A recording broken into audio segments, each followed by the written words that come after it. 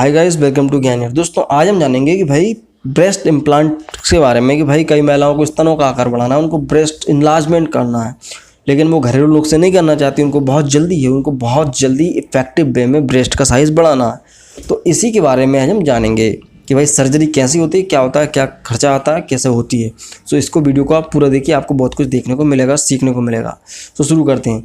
दोस्तों यहाँ पे कई महिलाओं की शिकायत रहती है कि भाई उनके स्तनों का आकार छोटा है, उनको मॉडलिंग में जाना है, कैरियर बनाना है, फिल्मों में जाना है, वगैरह वगैरह। तो वो क्या करती हैं कि सर्जरी पर मूव ऑन कर जाती हैं। भाई ठीक है, अब हम सर्जरी कराते हैं, ट्रांसप्लांट कराते हैं। तो ये जो ट्रांसप्लांट होता है दोस्तों, ये प्लास्टिक सर्जन करता है, और प्लास्टिक सर्जन भी हर कोई सा नहीं करता। ठीक है, प्लास्टिक सर्जन करता है, हर किसी हॉस्पिटल में नहीं होता है। ठीक है, पहली चीज़ हर किसी हॉस्पिटल में नहीं होता है। दूसरा प्लास्टिक सर्जन करता है, और तीसरा उसी हॉस्पिटल में होगा जहाँ पे ये सुविधा अवेलेबल रहती है कि भाई वो हॉस्पिटल्स करता भी है कि नहीं करता इस तरह के काम। ठीक है, तो ये तीन चीज़ हमेशा याद रखो। अब आती बात की प्लास्टिक सर्जरी में होता क्या है बेसिकली कि आपके जो स्तन होते हैं जो कि आकार छोटा है, तो उनमें क्या होता है कि अलग से कोई चीज़ भर दी जाती है। मैं बहुत हिंदी में बोल रहा हूँ, क्लियर कट बोल रहा हूँ। उनमें एक्स्ट्रा कुछ भर दिया जाता है, तो वो बोलना चाहिए फूल जाते हैं, बड़े हो जाते हैं, तो वो दिखते बड़े हैं।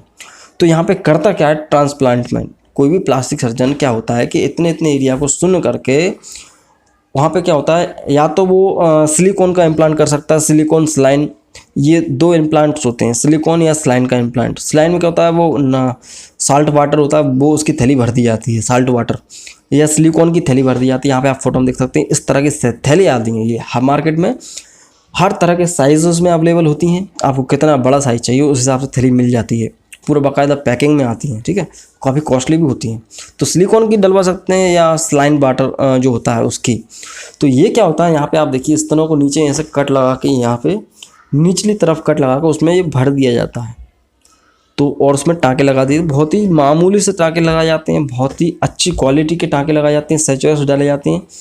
उसमें क्या होता है कि वो दिखते भी नहीं हैं। टाँके ऐसी जगह पर लगते हैं वो दिखते भी नहीं हैं, और अगर देखने की कोशिश करोगे तो इतने ज़्यादा समझ में नहीं आते। पहली चीज़ सिलिकॉन या स्लाइन वाटर का इम्प्लांटेशन हो सकता है।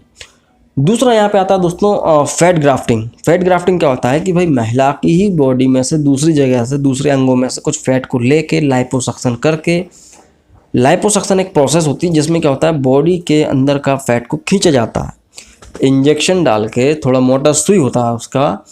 अब कहाँ पे, बटक्स हो सकते हैं, हिप एरिया हो सकता है, या थाइस हो सकती है महिला की, जहाँ पे क्या फैट बहुत ज़्यादा होता है।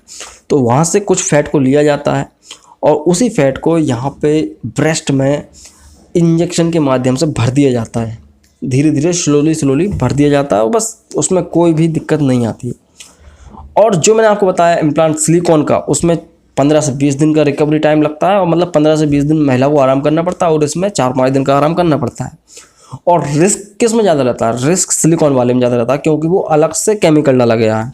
ये क्या आप ही की बॉडी का सेल्स को लेके आप ही को दे दिया गया, तो इसमें रिस्क कम रहता है, साइड इफेक्ट कम रहते हैं।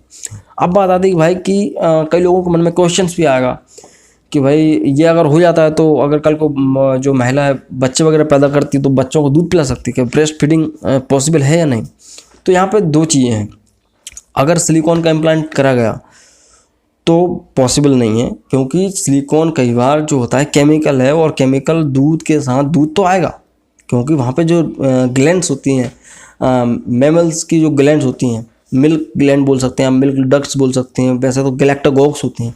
सो खैर ये क्या होता है, दूध तो बनाएंगे लेकिन आएगा, लेकिन उसमें कई बार वो केमिकल मिक्स होकर आ सकता है, बच्चे को नुकसान पहुँचा सकता है, तो वो रिस्की है। दूसरा यहाँ पे दोस्तों कि अगर उसने जो है अपनी खुद की ही बॉडी का फैट ग्राफ्टिंग ऑगमेंटेशन कराया, तब क्या होगा कि उसमें भी दिक्कत आएगी। दिक्कत ये आएगी कि वो कई बार क्या होता है इंजेक्ट करने के द्वारा कई बार डक्ट्स ख़राब हो जाती हैं, तो ब्लड जो मिल्क फॉर्मेशन कम हो जाता है। तो उससे अच्छा डॉक्टर ये सलाह देता है कि भाई आप बच्चे को दूध ना पिलाओ तो अच्छा है, चाहो तो पिला सकते हो बट वो नुकसानदायक होगा। सो ये होता है दोस्तों, दोनों तरीके मैंने आपको बताया कि किस तरह के इम्प्लांट्स होते हैं, फैट ग्राफ्टिंग भी क्या होती है। और अगर खर्चे की बात की जाए दोस्तों, तो लगभग जो है बहुत खर्चा आता है, लगभग 5 से 6 लाख रुपए मिनिमम मान के चलो, 5 से 6 लाख रुपए मिनिमम मान के चला जाता है। और ये कोई आम आदमी नहीं कराता, ये बड़े आदमी कराते हैं। ठीक है, बड़े आदमी इन द सेंस कि भाई जो जिसके पास पैसा बहुत है, ठीक है, अब करवाना है, सपोज जो आयशा टाकिया है कोई एक्ट्रेस, उसने कराया था, उसके आप देखिए पुराने फ़ोटोज़ और अभी के फ़ोटोज़, उसके चेंजेस आपको देखने को मिलेंगे। तो ये सेलिब्रिटीज़ लोग कराते हैं। खैर, तो आई होप कि आपको वीडियो पसंद आया होगा। ये जानकारी मैंने इसलिए दी क्योंकि एक आम आदमी को भी पता होना चाहिए, ठीक है ना, ये कैसे हो जाता है। कुछ नहीं, सिलिकॉन भर देते हैं या वो खुद की बॉडी की चर्बी भर देते हैं। लो भाई, फूल गया, अब एंजॉय करो, आकर्षक दिखने के लिए इतनी मेहनत। आज के लिए सिर्फ इतना ही दोस्तों। मुझे उम्मीद है कि आपको वीडियो पसंद आया होगा। लाइक करें वीडियो को, अगर अच्छा लगा है तो। चैनल को सब्सक्राइब नहीं किया तो सब्सक्राइब भी कर दो, क्योंकि ऐसे ही मेडिकल की वीडियोस आपको समय समय पर मिलते रहेंगे। मैं मिलता हूँ अगले वीडियो में दोस्तों। जय हिंद, वंदे मातरम।